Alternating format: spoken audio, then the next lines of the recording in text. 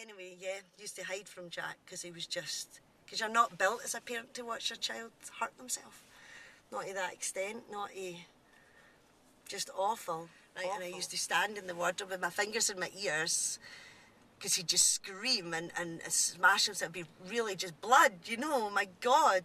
And I would just stand there and I'd go, la, la, la, la, la, la, la, la, la, la, la, la, la, la, la, la, just endlessly in the wardrobe. And then before Neil would come in at night, I would be do a 90 baby, do a normal baby. And there's hundreds of paperwork to say, did all these things, he's always taking the MMR issue to court. You would have had, because they always say to parents, oh well, you know, they don't speak well before that anyway, and it's just your imagination that you think that they were different before, but no, he just lost everything within the week. Even within, he just seemed to go, his eyes went black after it. We'd take him up to the hospital because he was vomiting blood and all that. Right after it was really bad. And then of course when he came out of that, he just never came out of that. He was just a different child. He just wanted to hurt himself all the time, lost all language, would only point, and he had like... So the diagnosis was autism, and because he was so out of control and he just had no kind of interaction with people or with any of his peers or MD, they just said that we'd be better, no, we wanted to keep him back another year in nursery, see if he could deal with mainstream better at the end of that, but actually they said that he would be lucky if he got into a special school, and that they didn't even think special schools in Glasgow would accept him, and it'd be better if he went residential and just concentrate on the normal child we had, more than the child you thought you had, and because he'd never have any friends amongst his peers anyway, he would never be anything, and just to all his abnormalities and deformities and brain damage, just to leave him be and get on with your life and devote your life to something that you could have a life with, and that Jack wouldn't give you that. All in front of Jack, you know, and at the time I was, because I had said I'd read about this diet and, you know, that it was for children, it hit them hurt themselves and all that, and she said, no, load of rubbish, not scientifically proven, certainly not going to make a difference to your child, and not to even waste my time, waste my money.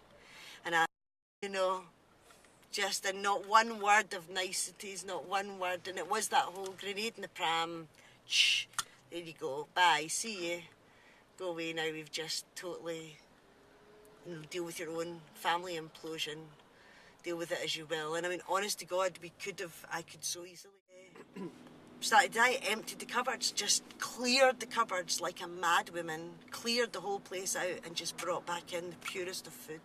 And we always ate nice, you know, I've never been kind of, and my mum was so brilliant, she's like, right, she's a pure baker, so she just get right into it, and everybody just went along, because you could see instantly, people like that, oh my God, Jack's pure, and he just started learning, and he started seeing Rachel. She was no longer a pain in the arse if she fell on his tracks. He started playing with her and putting things over her, and still his language was really slow, but how people could access government bodies, how people could do all these things, and I made up a 10-page foolscap thing, Albi's Autism Auxilary. When I think back, and I don't know how even I've just started working the computer, and I gave it out to everyone in the second last night, the Hannon Project, and the women were raging. But see, all the parents, they were all like, oh man, this is brilliant. And one of the women came up to me and she said, you shouldn't be giving out that information. Some people aren't ready for that level of information. And I said, well, if they're not ready, they can go home and put it in a drawer, and then they can open that drawer when they want to open that drawer. It's not your place to withhold that information because you think that folk aren't ready. You know, just absolutely shocking priority. That, you know, and not for a moment would Jack ever think about, especially even all these classes we used to send him, with swimming and art and trampolining, and I refused to give him any special classes, went mainstream, and if he couldn't cope, Neil went with him. Neil was 2 years in the swimming pool with him every Thursday while Jack reenacted the Titanic sinking in the corner, like that. And like one day he'll just get the strokes, and sure enough. And he's never done anything special. Not having it. Not having it! He's too special, he goes special. Rachel's got eczema, really bad eczema she had for a while. It was really, really, really sore, wee sore. And We were sitting in the car going over the Glasgow Airport Bridge, me and Neil in the front, Jack and Rachel in the back. Rachel's moaning about her ex-man, saying, you know, why me, why me? And Jack said, well, Rachel, it's just the same as Mum with her migraine and Dad with his dislocated shoulder and me with my autism. One of the main people who were reluctant to have Jack at the school was the deputy head. Totally met with me. He had a child with special needs. He'd gone to a special school, and that was his kind of angle. Well, you know, I'm an educator and I believe in the education of children, but I sent my child to special because that was the best thing for him. And I was saying, well, I really don't believe it's the best thing for my wee boy, so can you just give him the chance? And so reluctantly they did, and that's Jack just finished third year. He did his work placement in a park ranger, as a park ranger, and the school, the deputy head wrote to say that he was retiring and that Jack's job reference logbook that had come back to the school had been the best he'd ever received in his 35 years of teaching, and wrote at the bottom of the letter that he was so grateful to have met Jack and that he would never forget him. Jack's hopeless with maths.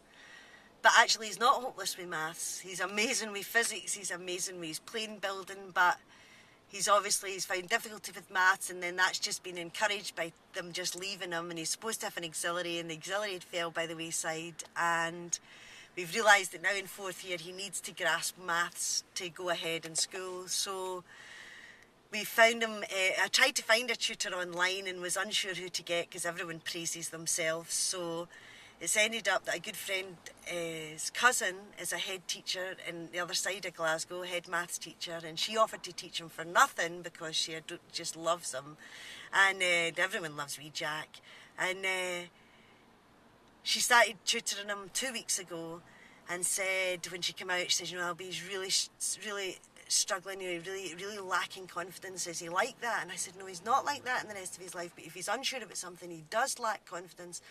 And I said, you know, me and his dad were really shit with maths as well. I think that, you know, I'm starting to worry now that we've passed on that, genetically passed on that thing, because we've told him that, probably reinforced him thinking he can't do it. And so she gave us test papers to take away, exercises to take away, and actually last Sunday we all devoted, the four of us, whole family, flip charts, marker pens, paper, and we all did 3 hours of quadratic equations. And actually in the end, Jack was up there at the flip chart showing us how to do it, and we all know how to do it now. And when he went back to the tutor this week, she said he had advanced more than she could ever. She couldn't believe the difference in him in a week. So there you go, maybe he's cracked it. Maybe just it's taken that and that support, and there you go, you know, like a day of us all wading in and all saying, right, actually we're all pretty shit, but maybe by the end of the day we can all be a bit better at this. Hey!